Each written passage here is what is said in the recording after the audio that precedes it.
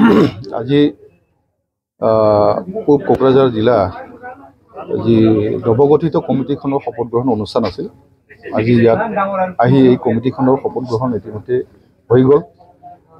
গতিকে ইয়াত আপোনালোকক আজি নিশ্চয় ইয়াত আমন্ত্ৰণ কৰিছে। গতিকে মই আজি ইয়াত আপোনালোকৰ যি কথা এই কথা হিচাপত মই ক'ব বিচাৰিছোঁ যে আজি আক্ৰাছুই 1990 চনত গঠন হোৱাৰ পিছৰ পৰাই এই জনগোষ্ঠীটোৰ কাৰণে ধাৰাবাহিকভাৱে আমি আন্দোলন কৰি আহিছোঁ।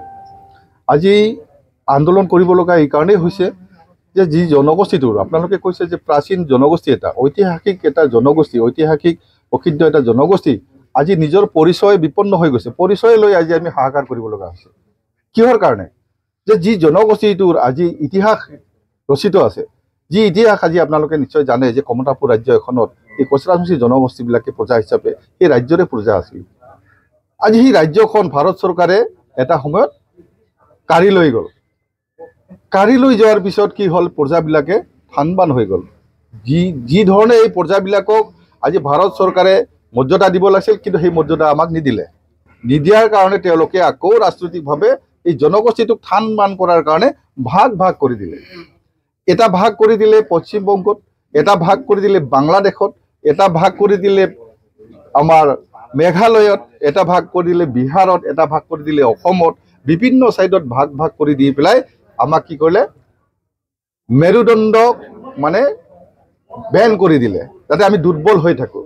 এই জনগোষ্ঠীটোক থানবান কৰি দিয়াৰ মূলত হ'ল চৰকাৰীভাৱে আমাক ভাৰত চৰকাৰ এখনে এই জনগোষ্ঠীটোক শেষ কৰাৰ কাৰণে যি পলিচি কৰিছে, সেই পলিচি আজিও চলি আছে। আৰু যাৰ কাৰণে এই জনগোষ্ঠীটো হাবাথুৰি খাব লগা হৈছে, নিজৰ পৰিচয়ৰ কাৰণে আজি আন্দোলন কৰিব লগা হৈছে। যি স্বাভিমানী এটা জনগোষ্ঠী, সেই জনগোষ্ঠীটোৰ আজি নিজৰ পৰিচয়বিহীন হৈছে।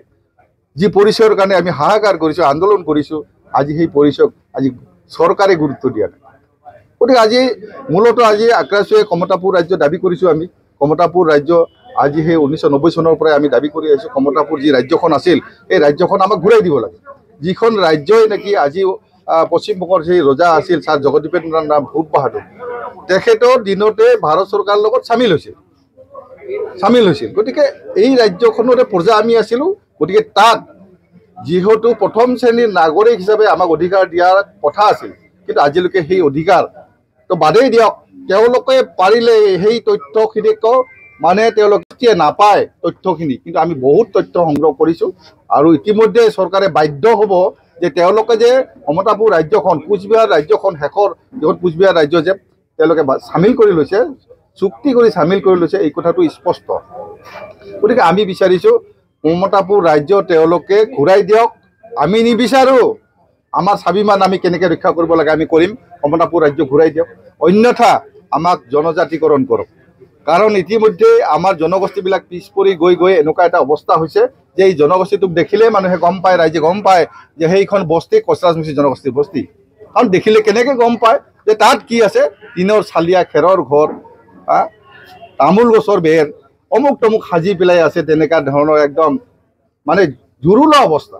এই জনগোষ্ঠীটোক আমি পৰিত্ৰাণ পোৱাৰ কাৰণে আমি জনজাতিকৰণ বিচাৰিছোঁ। যিহেতু ভাৰত চৰকাৰৰ গণ্ডিৰ ভিতৰত জনজাতিকৰণৰ মৰ্যাদাৰ জৰিয়তে কিছু নিষ্পেষিত বা যিসকল উন্নয়ন কৰিব পৰা নাই, তেওঁলোকক এটা ভাৰতীয় সংবিধানৰ গণ্ডিৰ ভিতৰেদি আগবাঢ়ি যোৱাৰ কাৰণে এটা পন্থা।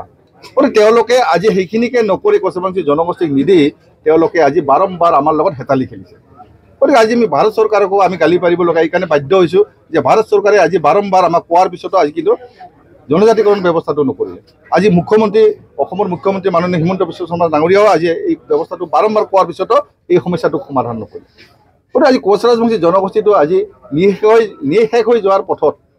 গতিকে আমি যাৰ কাৰণে আমি ৰাইজক একত্ৰিত হোৱাৰ কাৰণে, আমি কচৰাচমুচি ৰাইজক একত্ৰিত হোৱাৰ কাৰণে আমি আহ্বান জনাই আছোঁ। আমি ঐক্যবদ্ধ হোৱাৰ লগে লগে নিশ্চিতভাৱে আমাৰ যি অধিকাৰ আমি কাঢ়ি আনিব পাৰিম, এটি নিশ্চিত কথা। এইবিলাক আচলতে সঁচা কথা। আপুনি যিটো কৈছে ডিভাইড এণ্ড ৰুল যিটো পলিচি মেকিং কৰি আছে, এইটো ইয়াত 3% আজি চৰকাৰৰো হাত আছে ইয়াত। আৰু যাৰ কাৰণে আমাক বিভিন্ন ক্ষেত্ৰত আজি ভাগ ভাগ কৰি আছে। আপোনালোকে জানিব যে আজি কচৰাচমুচি জনগোষ্ঠীৰ ইমান সংগঠন জন্ম দি আছে যে আক্ৰাছু নামৰে সংগঠনটোত আজি এনেকুৱা কিছুমান আছে, আক্ৰাছু নামটো লৈ বহুকেইটা সংগঠন জন্ম হৈছে, নামটোই আক্ৰাছু দিছে। এটা সংগঠন বহুত নামৰ সংগঠন হ'ব নোৱাৰে। আৰু এইটো সঁচা কথা আপোনালোকে জানে যে আজিও আমি মূলগোটৰ গোট হিচাপে আমি আছোঁ আক্ৰাছোঁ। মূলগোট বুলি ক'লে আমাৰ গোটেই মূলগোট আমাৰ লগতে আজি বঙাইগাঁও হেড অফিচত সব অফিচ আমাৰ লগতেই আছে, সব আছে। কিন্তু আক্ৰাছোঁ নাম দি ছদ্ম ধৰণৰ আজি আন্দোলন কৰি আছে। তেওঁলোকৰ অফিচ ক'ত আছে, কি আছে, কোনো পৰিচয় নাই, অফিচ নাই, একো নাই, আন্দোলন কৰি আছে। গতিকে এনেকৈ যাৰ কাৰণে ভাগ বিভাজন বিভিন্ন আমাক বিভাজন কৰি পেলাই আমাক দুৰ্বল কৰাৰ কাৰণে এইটো চৰকাৰীভাৱেও পলিচি আছে আৰু ইয়াত তৃতীয় পক্ষৰ ইয়াত কিছুমান পলিচি আছে, যাৰ কাৰণে যে কোচ ৰাজবংশী জনগোষ্ঠী ভাগকৈ থাকিলে নিশ্চিতভাৱে তেওঁলোকে ঐক্যবদ্ধ আগবাঢ়ি আহিব নোৱাৰিব, আৰু যাৰ কাৰণে এই পলিচিবিলাক লৈ আছে। ইয়াত নিশ্চিতভাৱে চৰকাৰীভাৱে পলিচি আছে আৰু ইয়াত কিছু তৃতীয় পক্ষৰো হাত আছে, এইটো কথা স্পষ্ট। হয়, যোৱা 4 আগষ্ট তাৰিখে আমাৰ প্ৰতিনিধি সভাৰ জৰিয়তে কোকৰাঝাৰ জিলা আক্ৰাছু কমিটিখন নতুনকৈ গঠন কৰা হৈছিল আৰু এই নতুন কমিটিখন সভাপতি হিচাপে বিপিন বৰ্মন আৰু সাধাৰণ সম্পাদক হিচাপে দীপজ্যোতি ৰায়ক লৈ 31জনীয়া শক্তিশালী কমিটি এখন গঠন কৰা হৈছিল।